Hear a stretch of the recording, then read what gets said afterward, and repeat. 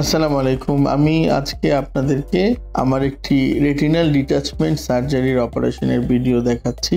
যে ভিডিওটি আসলে একটি ফ্রেশ আর্লি রেটিনাল ডিটাচমেন্ট ছিল রোগীটার। প্রথমেই আমরা এই যে এটাকে ট্রকার বলে, এই ট্রকার ইন্ট্রোডিউস করলাম। ট্রকার সাধারণত আমরা 10 o'clock একটা, আর একটা 1 o'clock আর একটা 5 o'clock ইন্ট্রোডিউস করি। এখন আপনারা দেখতে পাচ্ছেন যে প্রসিডিউরটা, এটাকে অ্যান্টিরিয়র ভিট্রেক্টমি বলা হয়। তো অ্যান্টিরিয়র ভিট্রেক্টমি একটি important step of vitrectomy surgery. এই স্টেপটাতে আমরা যেটা করি, অ্যান্টিরিয়রলি যে ভিট্রিয়াস গুলো আছে এগুলোকে আমরা ক্লিন করি। তো এটা করার সময় যেটা প্রবলেম হয়, আমরা নতুন যারা সার্জারি করি লেন্স টাচ হয়ে যায়, উপরেই লেন্স থাকে, লেন্সটাতে টাচ হয়ে যায়। এই জন্য লেন্স যাতে টাচ না হয়, অ্যান্টিরিয়র ভিট্রেক্টমি করার সময় কাটারের মুখটা নিচের দিকে রেখে আস্তে আস্তে অ্যান্টিরিয়র ভিট্রেক্টমি করতে হবে। এবং যারা একদম বিগিনার তাদেরকে আমি বলবো প্রথমে অ্যান্টিরিয়র ভিট্রেক্টমি খুব বেশি করার চেষ্টা না করা, কারণ লেন্স টাচ হয়ে গেলে ঘোলা হয়ে যায়, মিডিয়াটা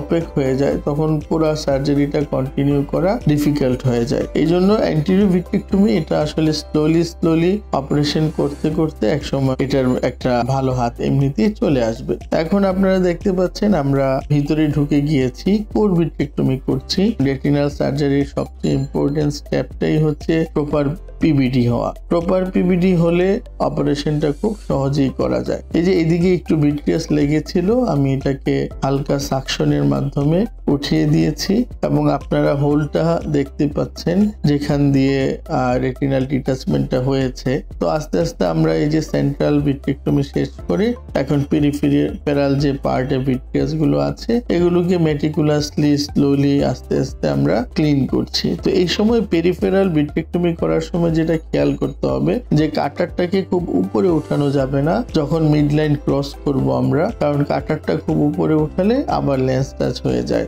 আর পেরিফেরাল ভিট্রেক্টমি করার সময় ফুট পেডেলের কন্ট্রোলটা জরুরি। প্রথমে আমরা হালকা ফুট পেডেল প্রেস করে দেখি, যদি ভিট্রিয়াস কাট রেট ভালো হয় তাহলে আমরা অল্প কাটিং এর মাধ্যমে সেটাকে আমরা ভিট্রেক্টমি করে ফেলি এবং ইন্ডেন্টেশন করে রিমেইনিং ভিট্রিয়াস আরো আছে কিনা আমরা দেখে চতুর্দিক দিয়ে পোস্টেরিয়র ভিট্রেক্টমি পেরিফেরাল ভিট্রেক্টমিটা আমরা করি। এবং পেরিফেরাল ভিট্রেক্টমি করার সময় ম্যাগনিফিকেশন কমিয়ে দিয়ে বেড একটু নিচে নামালে তখন পেরিফেরাল ভিট্রিয়াস রয়ে গেছে কিনা এটা ভালো বোঝা যায়। এই জন্য যখন আমাদের কোর ভিট্রেক্টমি শেষ হয়ে যাবে, পেরিফেরাল ভিট্রেক্টমি করব, তখন আমরা ম্যাগনিফিকেশন কমিয়ে 4 নিয়ে বেড একটু নিচে নামিয়ে আমরা পেরিফেরিটা চেক করব। পেরিফেরি যদি দেখেন সুন্দর রেটিনা অলমোস্ট এইভাবেই বসে গেছে। এখন আমরা এয়ার ফ্লুইড এক্সচেঞ্জ করছি, মানে রেটিনার ভিতরে যে ফ্লুইড আছে এই ফ্লুইডটাকে আমরা এই যে ডান হাতে যেটা দেখতে পাচ্ছেন ফ্লুইড নিডল বলে এটাকে, এটার মাধ্যমে আমরা পানিটা বের করে দিচ্ছি আর ইরিগেশন ক্যানুলা দিয়ে এয়ার চোখের ভিতরে প্রবেশ করছে। এই এয়ার ভিতরে ঢুকতেছে ইরিগেশন ক্যানুলা দিয়ে, আর ফ্লুইড নিডল দিয়ে আমরা ভিতরের পানিটা বের করে দিচ্ছি। এইভাবে আস্তে আস্তে সাবরেটিনাল যে ফ্লুইড আছে সেগুলো আমরা এই ফ্লুইড নিডলের মাধ্যমে বের করে দিব এবং রেটিনাটা এই এয়ারের চাপের মাধ্যমে বসে যাবে। এই যে আপনারা দেখতে পাচ্ছেন এয়ার নিচে নামছে আর পানির লেয়ার কমে যাচ্ছে। আস্তে আস্তে এয়ার অর্ধেক রেটিনা জুড়ে এয়ার ঢুকে গিয়েছে এবং অর্ধেক পানি আমরা ফ্লুইড নিডলের মাধ্যমে সরিয়ে দিয়েছি। এখন আমরা পেরিফেরি সব দিকে পানিগুলো সরিয়ে আস্তে আস্তে সেন্ট্রালি অপটিক যে নার্ভ আছে ডিস্কের উপরে হালকা আলতু ভাবে টাচ করা যাবে না, উপরে অপটিক ডিস্কের উপরে ফ্লুইডটা রেখে দিয়ে পানিগুলো শোষণ করে নিয়েছি। এখন যে হোলটা ছিল, যে হোলটা থেকে রেটিনাল ডিটাচমেন্ট ছিদ্র হয়েছে, প্রথমে আমরা এটা লেজারের মাধ্যমে চতুর্দিকে লেজার করে দিচ্ছি এবং চোখের পুরা রেটিনাটা আমরা এইভাবে লেজার করে দিব। লেজার করে দিয়ে চোখের ভিতরে আমরা তেল দিয়ে রাখবো, তেলের চাপে রেটিনাটা বসে যাবে এবং এই তেল আমরা 3 মাস পরে বের করে দিব।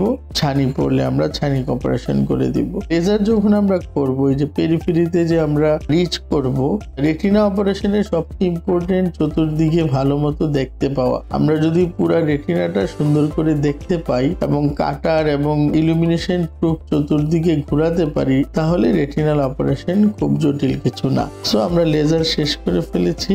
এখন আমরা আসলে আসলে কেসটা যেহেতু ফ্রেশ ছিল, একদমই ভালো কেস ছিল, আমি এটা গ্যাসের মাধ্যমে ক্লোজ করেছি। দেখবো যে আমরা তেল দেই নাই। আশা করি এই রোগীর চোখের দৃষ্টিটা ভালো আসবে এবং অপারেশনটা সাকসেসফুল হবে। তো যারাই রেটিনাল সার্জারি করতে চান তাদের উদ্দেশ্যে আমি কিছু কথা বললাম।